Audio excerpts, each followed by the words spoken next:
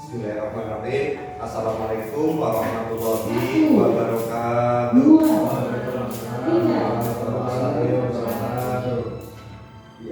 Alhamdulillahirrahmanirrahim. Wabihi nasta'inu ala umuri dunya waddin. Sayyidina wa maulana Muhammadin wa ala alihi wa sahbihi ajma'in. La haula wa la quwwata illa billahil aliyyil azim. Amma ba'du. Yang saya hormati para SDM di Bumi Jawa 1, rekan-rekan guru serta staf karyawan SDM di Bumi Jawa 1 yang sudah menghadiri kegiatan ini. Yang pertama-tama marilah kita senantiasa mengucapkan rasa syukur kehadiran Allah Subhanahu wa taala bahwasanya pada siang hari ini kita dipertemukan dalam keadaan sehat walafiat di ruang kelas 1 SDM di Bumi Jawa 1 ini. Salawat serta salam marilah senantiasa kita lakukan kehadiran beliau junjungan kita Nabi besar Muhammad SAW, Nabi yang senantiasa kita nantikan syafaatnya kelak di hari yaumil akhir. Amin. Yang pertama-tama saya mengaturkan rasa terima kasih yang tak terhingga kepada Bapak Ibu sekalian yang telah sudi untuk mengikuti kegiatan pada siang hari ini, yaitu tentang destinasi penerapan budaya positif untuk membentuk profil pelajar Pancasila.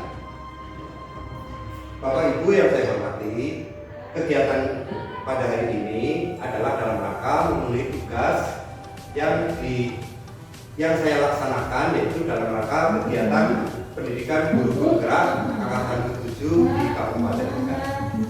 Baiklah, mari kita laksanakan kegiatan pada siang hari ini.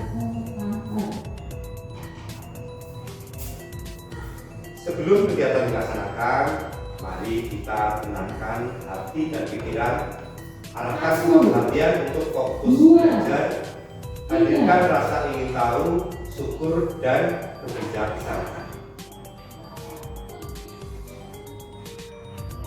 Pada kesempatan kali ini, ada sebuah pertanyaan pemantik, yaitu tentang proses kegiatan pembelajaran yang seperti biasa kita lakukan. Apakah Anda setuju dengan pernyataan ini? Hukuman dapat mendisiplinkan anak. Menurut Bapak Ibu, apa yang dipertanyakan dalam nomor 1 itu, hukuman dapat mendisiplinkan anak. Menurut Bapak Ibu bagaimana? Monggo bagi kalau Pak Pur, monggo. Sepanjang hukumannya positif, ini dapat juga mendisiplinkan anak. Yang namanya kedisiplinan, kalau tidak ada semacam paksaan atau ada unsur ada dipaksaan, sepertinya sulit kalau tidak untuk mendidik disiplin seperti itu. Untuk Pak Bidin mungkin yang berolahraga, hukuman dapat mendisiplinkan anak. Kalau untuk kedisiplinan di luar sekolah, hubungannya anak supaya dapat mengikuti aturan yang ada di sekolah. Baik, mungkin dari 3 contoh itu kita melaju ke pertanyaan pemantik yang kedua. Pemberian hukuman dengan hal positif seperti membaca atau membersihkan halaman sekolah dapat meningkatkan disiplin anak. Pada hakikatnya, semua itu adalah bentuk dari sebuah hukuman. Yang ketiga, memberi penghargaan dapat meningkatkan motivasi belajar anak. Menurut Bapak Ibu, dari ketiga yang disampaikan ini, tadi ada yang menjawab bahwa hukuman memang diperlukan selagi itu untuk kegiatan mendisiplinkan anak dan dalam rangka tercapainya proses kegiatan belajar dan mengajar. Dan tentunya dari ketiga ini nanti ada jawabannya. Namun dari itu mari kita lanjutkan ke hal berikut terlebih dahulu. Nah, sebelum kita menjawab apa yang tadi menjadi pertanyaan pemantik, tentunya di dalam kegiatan pembelajaran itu ada topik dalam eksplorasi konsep. Topik yang kita wujudkan nanti akan bertuang dalam yang namanya eksplorasi konsep. Topiknya apa saja? Perubahan paradigma. Karena kita tahu bahwa kurikulum yang kita laksanakan sekarang ini sudah jauh berbeda dengan kurikulum yang terdahulu yang pernah kita lakukan bersama. Kemudian disiplin positif. Tadi untuk mendisiplinkan di sini ada disiplin positif. Yang ketiga, motivasi perilaku manusia. Kenapa di situ ada motivasi perilaku manusia? Karena kita tahu bahwa yang kita hadapi setiap hari adalah manusia. Kemudian kita juga harus tahu topik tentang kebutuhan dasar manusia serta restitusi atau 5 posisi kontrol. Posisi kontrol kita sebagai guru kepada murid pada akhirnya nanti seperti itu. Yang keenam adalah keyakinan kelas dan yang ketujuh adalah restitusi yang tertuang dalam segitiga restitusi.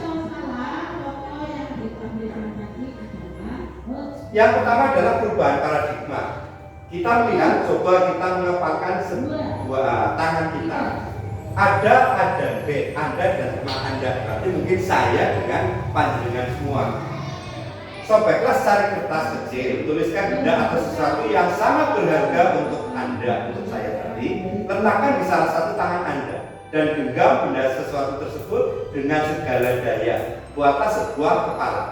Teman Anda B akan mencoba dengan sekuat tenaga dengan berbagai cara untuk meminta Anda memberikan benda tersebut. B bisa membujuk, mengancam, menghardik, merayu, menyuap, apa saja agar dapat membuka kepala tangan Anda.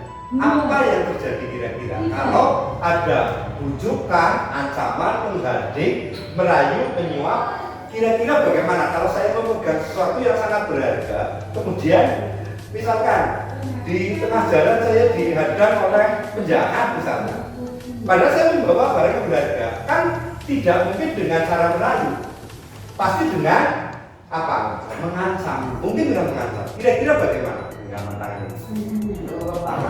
pasti akan mempertahankan, itu pasti. Itu. Tapi kalau berdasarkan misalkan kita mempertahankan diri, kemudian kita merasa terancam jiwanya, kira-kira bagaimana? Apakah ini akan dipertahankan terus-menerus? Apa akan dilepaskan? Akan dilepaskan. Nah, itu mungkin tadi pasti dikatakan kabur, yang jelas pasti akan dilepaskan. Tapi ketika ini terlepas dan apa yang kita miliki sesuatu yang berharga itu tadi dibawa oleh orang yang tadi merenggut, bagaimana perasaan hati kita? Kecewa, dongkol, marah, sedih dan lain sebagainya. Nah, oleh karena itu, seperti tadi halnya kepada anak yang nanti akan kita pelajari bersama berikutnya. Nah, perubahan paradigma dari teori kontrol yang sudah kita kuasai tadi atau akan kita pelajari nanti, yaitu ilusi guru mengontrol murid. Ilusi bahwa kritik dan membuat orang merasa bersalah dapat menguatkan karakter. Ilusi bahwa semua penguatan positif, efektif, dan bermanfaat. Ilusi bahwa orang dewasa memiliki hak untuk memaksa. Kita sementara ini, nun sewu, hal yang kita lakukan kepada anak biasanya itu berdasarkan anak kok diajari kayak gini saja tidak bisa. Kenapa? Kita terkadang seolah-olah memaksakan. Karena apa? Karena kita sudah pernah mempelajari. Sementara anak kan baru menemui. Sehingga kontrol kita kepada anak itu terkadang hanya sebatas kemampuan kita, bukan berdasarkan kemampuan anak. Gitu. Nah, untuk itu, mari kita lihat di slide berikutnya. Nah, dari posisi kontrol yang sudah kita pelajari, nanti akan terjadi sebuah perubahan paradigma stimulus respon terhadap teori kontrol, yaitu satu, stimulus respon. Stimulus respon itu adalah contohnya kita mencoba mengubah orang agar berpandangan sama dengan kita. Nah, tadi seperti pandangan anak diajari ini, anak itu wajar tidak tahu karena dia baru mengenal atau baru menemui hal seperti itu. Sementara teori kontrol kita harusnya kita berusaha memahami pandangan orang lain tentang dunia apapun. Contohnya penjumlahan saja di kelas 1. Anak itu dengan berbagai cara, terkadang ada anak yang responnya cepat dan banyak anak yang responnya lambat. Itu kan apa? Karena mereka belum memahami tentang konsep pembelajaran yang kita terapkan pada anak, dan kita belum memahami nalar anak, daya pikir anak itu kemampuannya sampai sebatas mana. Kemudian yang kedua, perilaku buruk dilihat sebagai suatu kesalahan. Padahal belum tentu, sebab semua perilaku memiliki tujuan. Contohnya anak berteriak-teriak di kelas, itu terkadang sebetulnya itu memang salah. Kalau secara aturan itu salah, tapi sebetulnya anak itu juga memiliki sebuah pandangan bahwa anak itu ingin mungkin diperhatikan.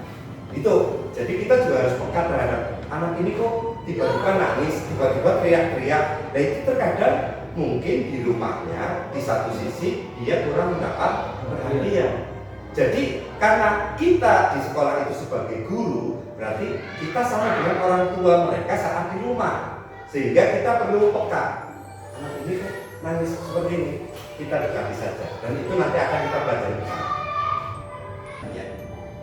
Nah, dari perubahan paradigma stimulus respon terhadap teori kontrol, nanti kita akan melaksanakan sebuah disiplin positif.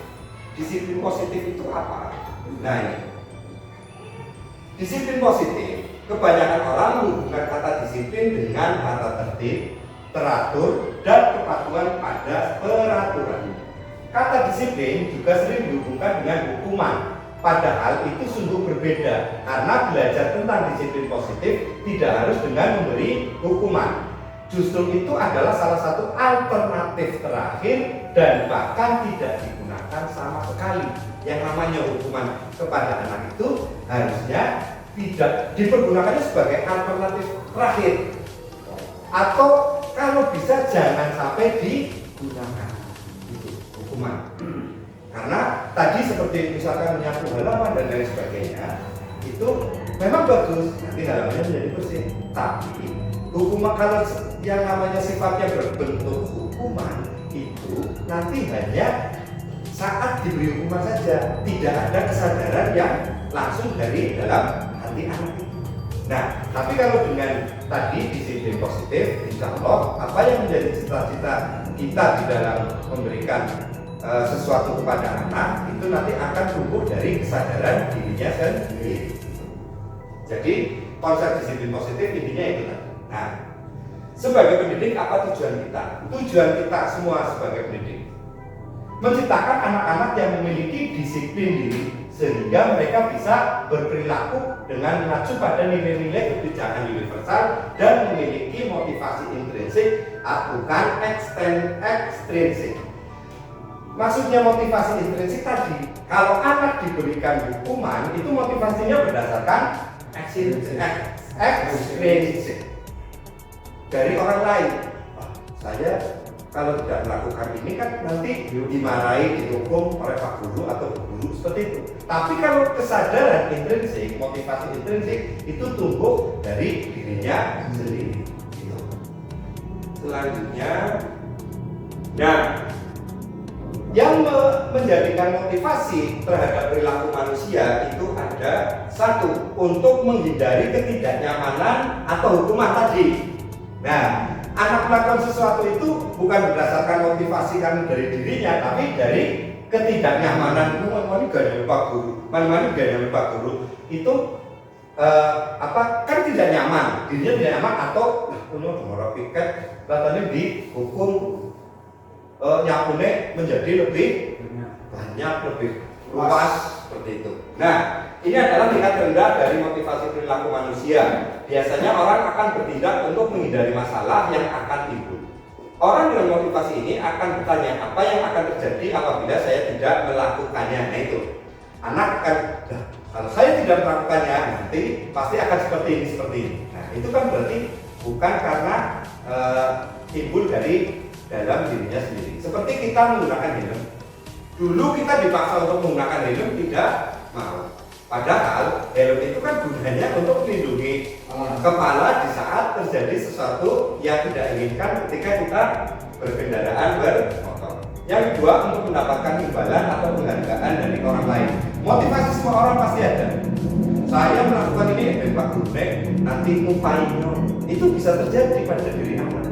Baik upah itu tidak berarti harus berupa materi, mungkin kan berupa nilai, berupa hal lain, disayang dan lain sebagainya. Itu.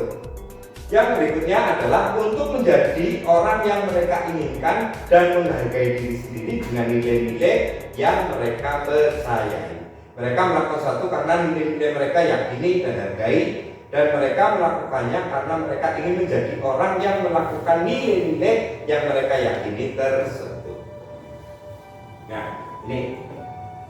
Nah, tujuan dari disiplin positif adalah menanamkan motivasi yang ketiga pada murid-murid kita, yaitu untuk menjadi orang yang mereka inginkan dan menghargai diri sendiri dengan nilai-nilai yang mereka percaya. Nah, kebutuhan dasar manusia di sini tadi berhubungan dengan anak-anak pun memiliki kebutuhan dasar, sehingga kita harus tahu apa sih kebutuhan dasar kita, kebutuhan dasar anak-anak. Tentunya kebutuhan dasar anak-anak dengan kita berbeda, tapi kita diusahakan harus bisa memahami bahwa kebutuhan dasar kita pun terkadang ada yang sama dengan kebutuhan dasar daripada anak-anak. Nah, ini kebutuhan dasar manusia, saya bacakan saja. Kebutuhan dasar manusia adalah satu, kebutuhan bertahan hidup atau survival. Kemudian cinta dan kasih sayang, kebutuhan untuk diterima. Yang ketiga, penguasaan kebutuhan, pengakuan atau kemampuan. Dan yang keempat, kebiasaan atau kebutuhan akan pilihan. Dan yang selanjutnya yang kelima adalah kesenangan, kebutuhan untuk merasa senang. Nah, 5 posisi kontrol yang harus kita kedepankan di dalam membimbing anak-anak itu adalah sebagai berikut.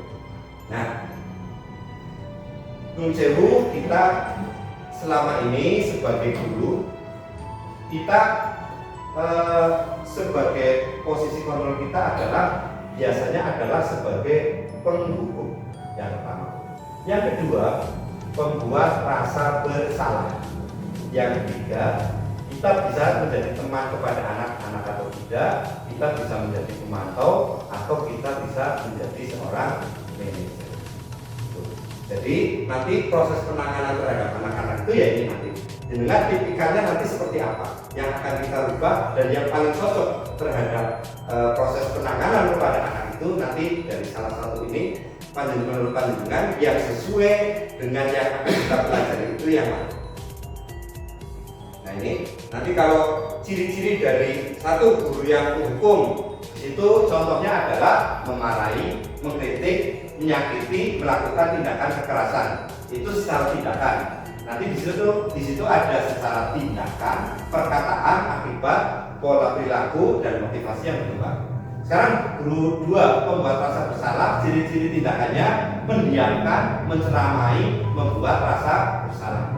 Guru 3 yang bersifat sebagai teman, membuat pemakluman.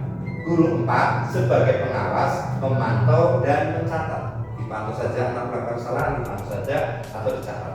Kemudian guru 5 sebagai manajer akan bertanya dan membuat sebuah kesepakatan. Nah ini yang pertama adalah keyakinan kelas.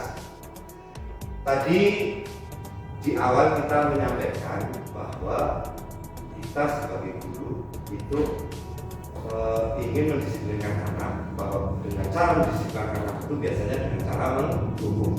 Padahal sebetulnya kenapa kita menghukum anak? Karena di situ ada aturan. Kenapa anak dihukum? Karena anak melanggar aturan. Sebetulnya adalah di dalam melaksanakan kegiatan pembelajaran maupun kegiatan yang ada di sebuah lembaga pendidikan itu sekarang ini sudah tidak layak kita menggunakan yang namanya aturan. Tata tertib itu sebetulnya sudah, tapi kita membuat tata tertib, membuat aturan itu berdasarkan keyakinan kelas. Mengapa tidak peraturan saja? Mengapa harus keyakinan kelas? Mengapa kita memiliki peraturan harus menggunakan helm bila mengendari kendaraan roda 2? Mengapa kita memiliki peraturan 3M menggunakan masker, mencuci tangan dan menjaga jarak 1,5 meter? Mengapa kita memiliki peraturan harus datang tepat waktu pada saat mengikuti pelatihan? Nah, untuk mendukung motivasi intrinsik kembali ke nilai-nilai keyakinan lebih menggerakkan seorang dibandingkan mengikuti serangkaian peraturan-peraturan. Maksudnya adalah dulu kan kita disuruh 3M menggunakan helm, kemudian tidak datang terlambat saat pelatihan, itu kan berdasarkan aturan, bukan kesepakatan dari peserta yang akan mengikuti atau melaksanakan kegiatan-kegiatan ini. Jadi kesadarannya ya kita melakukan itu hanya karena disuruh, bukan karena kesadaran diri kita sendiri. Kenapa sekarang banyak orang yang memakai helm dulu tidak? Karena mereka sudah sadar bahwa ketika terjadi sesuatu yang menggunakan helm dengan yang tidak, ternyata parah yang tidak menggunakan helm itu. Nah, keyakinan akan lebih memotivasi seorang dari dalam atau memotivasi secara intrinsik. Seorang akan lebih bergerak dan bersemangat untuk menjalankan keyakinannya daripada hanya sekedar mengikuti serangkaian peraturan yang mengatur mereka harus berlaku begini atau begitu, yang membuat ketidaknyamanan dan keterpaksaan. Nah, cara pembuatan keyakinan kelas ini. Jadi nanti kita semua di kelas yang dulunya aturan, mungkin nanti bisa kita laksanakan di tahun ajaran baru, atau mungkin di pertengahan semester ini kita bisa sedikit demi sedikit untuk bisa membuat yang namanya keyakinan kelas. Cara membuatnya, satu, keyakinan kelas hendaknya bersifat abstrak. Itu. Kemudian dituliskan berupa pernyataan-pernyataan universal. Pernyataan-pernyataan nanti karena anak-anak kita kan sifatnya masih perlu bimbingan, ya berarti nanti harus ada bimbingan dulu dari gurunya. Ini nanti berarti seperti tata tertib dulu, tata tertib dibacakan, tapi setelah tata tertib dibacakan kita rubah menjadi sesuatu yang namanya kesepakatan, tidak hanya dibacakan. Nah, ciri-ciri dari kesepakatan itu tidak ada kata tidak boleh. Berarti dilarang membawa HP. Itu memang bagus dilarang, tapi kata tidak boleh atau dilarangnya itu yang kurang, artinya kepada anak itu, oh berarti saya seperti ini. Nah, menggunakan HP misalkan bisa seperti ini. Dilarang membawa mainan kalau kelas 1. Nanti bisa dibuat seperti ini. Membawa mainan jika guru membutuhkan sebagai alat peraga, itu boleh seperti itu. Nah, itu. Kemudian pernyataan keyakinan kelas nanti saya dibuat dalam bentuk positif itu tadi. Itu kan tadi kalau tidak boleh kan negatif. Tapi kalau membawa mainan untuk alat alat peraga itu namanya positif. Keyakinan kelas sebenarnya tidak terlalu banyak sehingga mudah diingat dan dipahami oleh semua warga kelas. Keyakinan kelas sebaiknya sesuatu yang dapat diterapkan di lingkungan sesuai dengan kondisinya. Semua warga kelas hendaknya ikut berkontribusi dalam pembuatan keyakinan kelas lewat surat pendapat. Bersedia meninjau kembali keyakinan kelas dari waktu ke waktu. Nah, contohnya tadi seperti di kelas 1.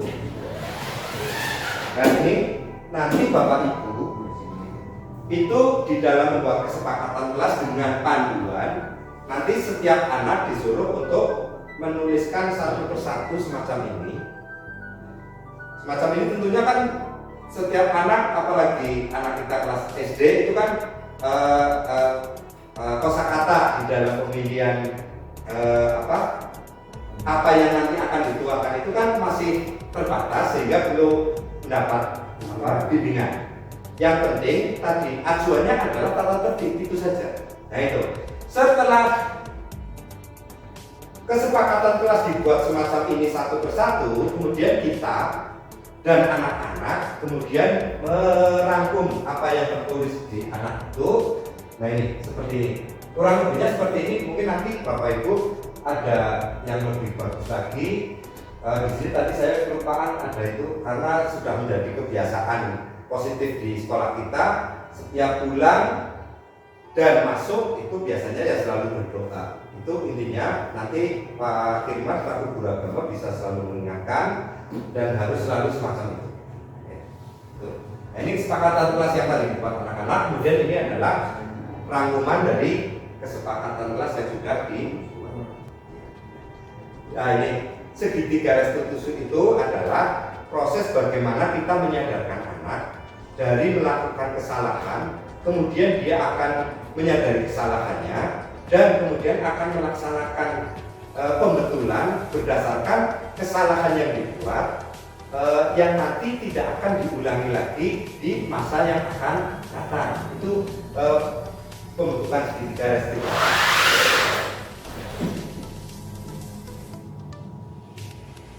Nah, pengertian restitusi adalah proses menciptakan kondisi bagi murid untuk memperbaiki kesalahan mereka sehingga mereka bisa kembali pada kelompok mereka dengan karakter yang lebih kuat. Menurut Gosen tahun 2004. Yang kedua atau yang B, restitusi juga adalah proses kolaborasi yang mengajarkan murid untuk mencari solusi untuk masalah dan membantu murid berpikir tentang orang seperti apa yang mereka inginkan dan bagaimana mereka harus memperlakukan orang lain.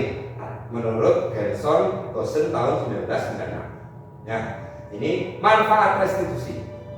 Manfaat restitusi membantu murid menjadi lebih memiliki tujuan, disiplin positif, dan memulihkan dirinya setelah berbuat salah.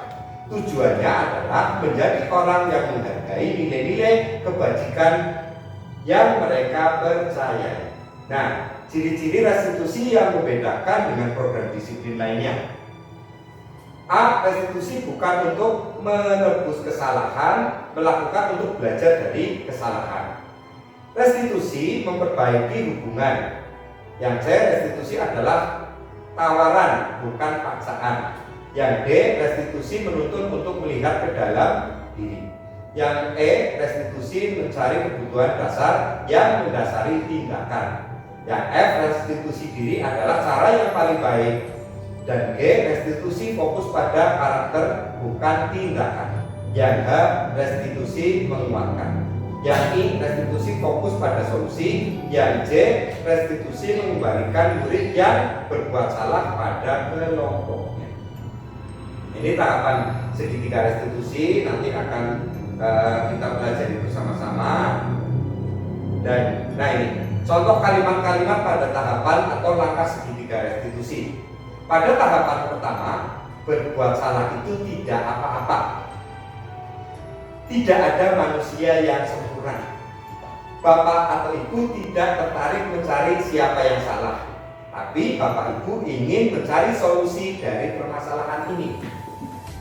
Pada tahap kedua, kamu pasti punya alasan mengapa melakukan hal itu. Kamu boleh mempertahankan sikap itu, tapi kamu harus menambah sikap yang baru. Itu adalah proses dalam melaksanakan restitusi. Pada tahap ketiga, apa nilai-nilai umum yang kita telah sepakati? Apa bayangan kita tentang kelas yang ideal? Dan yang terakhir, kamu mau jadi orang yang seperti apa? Itu ketika ada anak melakukan kesalahan, misalnya datang terlambat, itu jangan langsung ditanya ini. Kita gali dulu, kenapa kamu datang terlambat, nak? Dia pasti akan menjawab, karena tadi malam saya mungkin nonton TV terlalu malam. Nah, bagaimana caranya biar kamu bangunnya tidak kesiangan? Caranya adalah ya tadi, kembali tidak menonton televisi atau bermain HP sampai larut malam. Nah, setelah itu baru di tahap ketiganya. Nah, kamu kalau misalkan setiap hari datang terlambat terus bermain HP sampai larut malam, kira-kira kamu nanti bagaimana sekolahnya? Dan disitulah anak disuruh mengungkapkan sendiri. Nah, kiranya itu yang dapat saya berikan kepada Bapak Ibu dalam belajar bersama ini. Mudah-mudahan hal-hal yang positif dengan adanya kegiatan yang saya ikuti sebagai calon guru penggerak di Angkatan 7 Kabupaten Tegal, saya mengajak Bapak Ibu sekalian untuk bisa bersama-sama kita membenahi diri, membenahi lembaga kita di SD Negeri Bumi Jaya 1 agar kedepannya menjadi lebih baik. Kiranya itu yang dapat kami sampaikan Bapak Ibu. Sekali lagi terima kasih atas waktu yang sudah diluangkan untuk mengikuti acara ini. Mudah-mudahan apa yang saya sampaikan ada sedikit manfaatnya bagi Bapak Ibu sekalian, sehingga harapan kita sebagai pendidik yang memiliki tekad untuk merubah anak dari yang tidak baik menjadi baik dapat terlaksana dengan lancar, dengan mulus, tidak ada halangan atau kendala yang kita hadapi ke depan. Itu saja, terima kasih dan saya akhiri. Wassalamualaikum warahmatullahi wabarakatuh. Waalaikumsalam warahmatullahi wabarakatuh.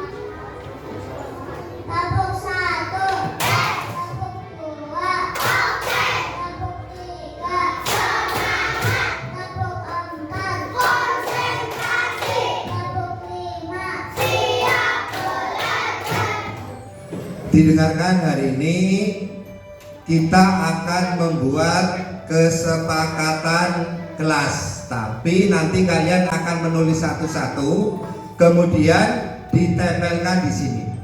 Kertasnya nanti akan Pak Guru bagi. Kesepakatan kelas yang akan kita buat nantinya akan menjadi keyakinan kelas.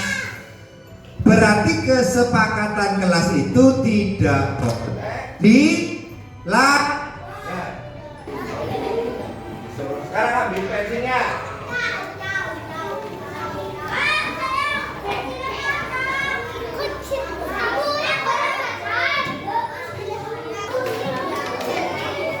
Nanti satu bangku biar beda-beda. Nanti dulu dipegang dulu. Tidak ada yang milih. Berkatnya.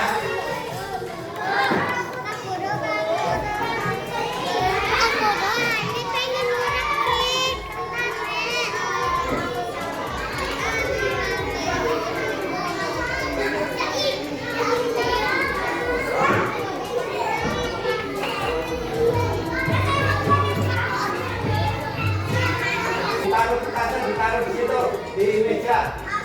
Sekarang kalian tulis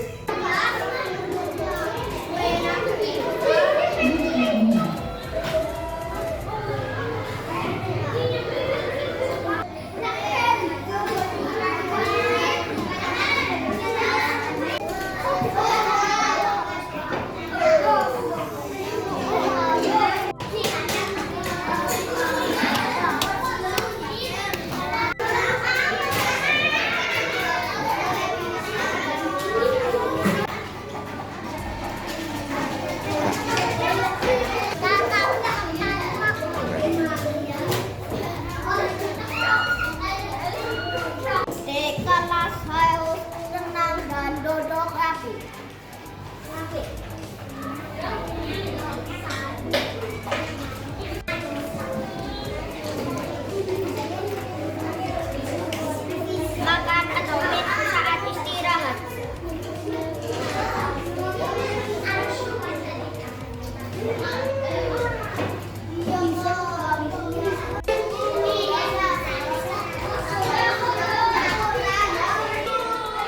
bapak kepada bapak guru atau ibu guru.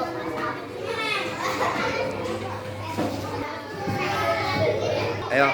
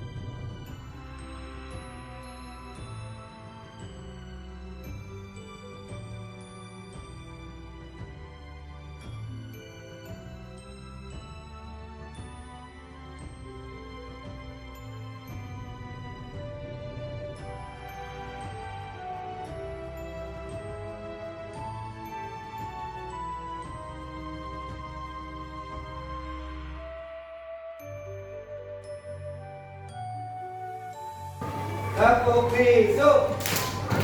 Didengarkan, tadi kalian sudah membuat kesepakatan. Nah, kalian sudah menulis satu-satu di sana.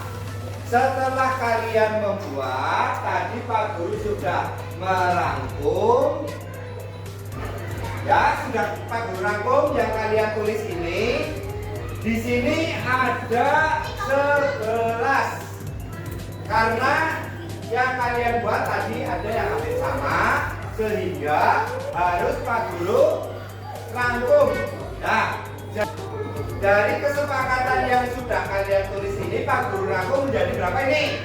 11. Ada 11 kesepakatan yang harus kita laksanakan bersama-sama. Yuk, sekarang kita bacakan kesepakatan yang sudah kita buat untuk kita laksanakan. Ayo dibaca.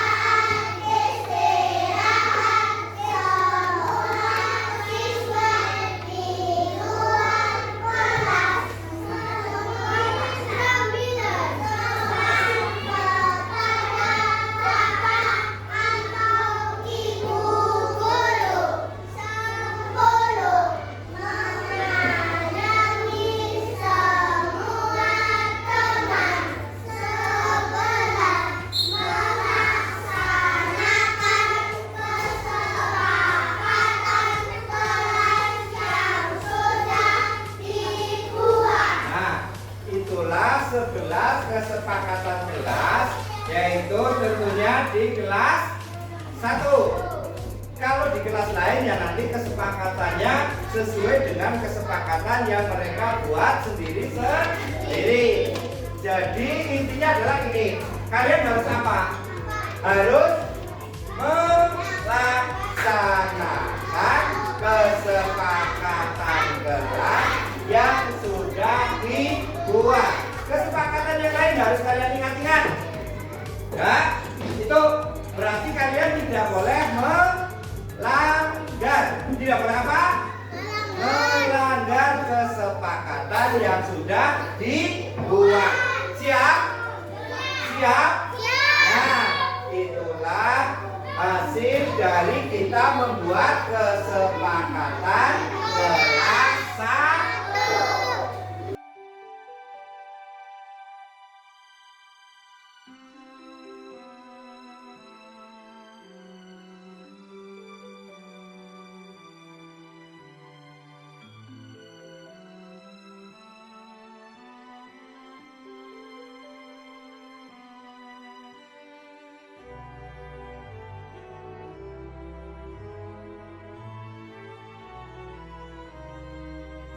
Nafisa tahu tidak kenapa Pak Guru memanggil ke sini?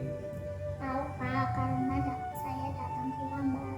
Menurut Nafisa, datang terlambat itu sebuah kesalahan atau bukan sayang? Iya Pak Guru, sebuah kesalahan.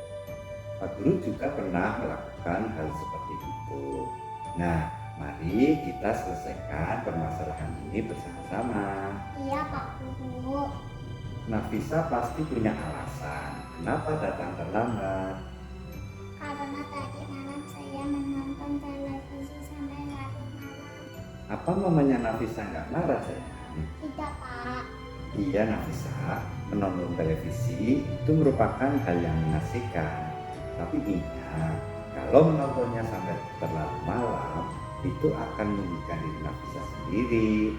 Nah, masih ingat kan keyakinan kelas yang sudah dibuat saat pertama kita masuk di semester awal dulu? Masih Pak. Coba Nafisa sebutkan. Mengikuti upacara bendera hari Senin, datang tepat waktu, melaksanakan tiket kelas, membuang sampah di tempatnya. Nah, Nafisa kan sudah tahu. Apakah kesepakatan kelas itu harus dilakukan? Iya Pak, harus dilakukan. Iya, Pak Adi ingin bertanya, bagaimana cara Nafisa melakukan keyakinan kelas yang sudah dibuat tersebut? Tidak mengulangi menonton televisi sampai larut malam lagi Pak. Iya, pintar. Berarti Nafisa harus mengingat janji yang sudah dibuat ya sayang. Iya Pak. Nah, sekarang Nafisa boleh beristirahat ya sayang. Ya.